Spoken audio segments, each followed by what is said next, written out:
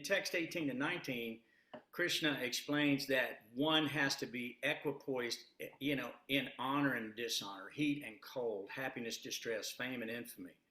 So that's a tall order for a person who is identifying with the material body.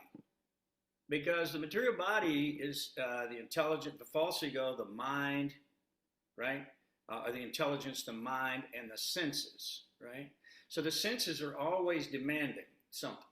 It doesn't matter what it is. They're always demanding something. And so the senses have to be brought back in with the self, within the self, controlled by the intelligence. Krishna recommends that over and over again. He also says, Matra sparsasta konteya satosna sukadukada.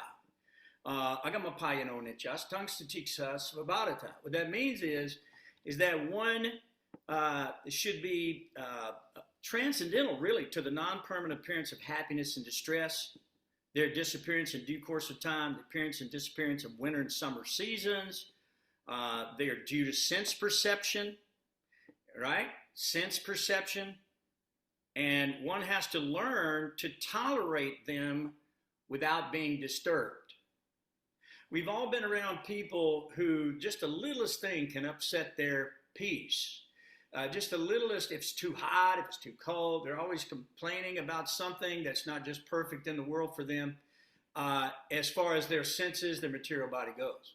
So here Krishna is very carefully explaining that, if you want to become dear to him, you do need to get over all of this distress, this happiness and distress in the material world.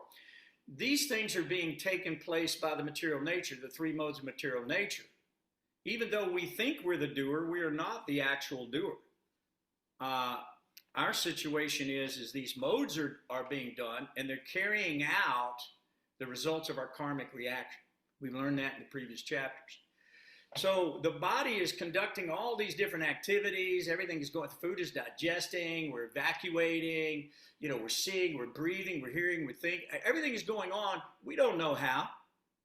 Scientists are trying to figure it out. And just in the last 100 years, have they made any progress being able to understand how the material body even works, or the material world, for that matter? So this is a very complex machine called a Virata Rupa that Krishna has made for us, which is a replica of the spiritual world. It actually is a shadow of the spiritual world. And things here look real, but they're not. They're temporary. So Krishna is recommending, do not partake in those pleasures which are temporary. The wise man does not partake in those pleasures, knowing that they're temporary. And instead, he concentrates on his eternal benefit or spiritual life. This material body is a sturdy boat for us to cross over this ocean of nescience. And with the spiritual master at the helm guiding the boat, we can easily attain our desired destination. In this chapter and a couple of the purports, Prabhupada explains that for the yogi who's adept at yoga, he can transfer his soul at will to any planet. So if he wants to go to a higher planetary system, live a longer life, have greater pleasure, this or that, he can go. But why would you want to? Krishna says earlier in Bhagavad Gita, Abrahma bhuvanaloka. That means that this world is a place of mrityu. This world is a place of death. Even from Brahmaloka all the way down to the lowest planet.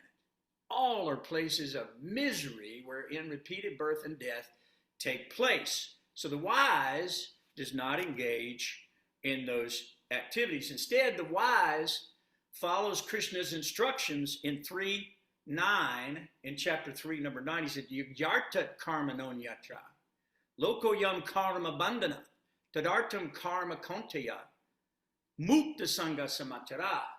In other words, if you don't work for Vishnu, if you don't work for Krishna, you're guaranteed to be bound up in a wheel of samsara, cycle of birth and death, repeated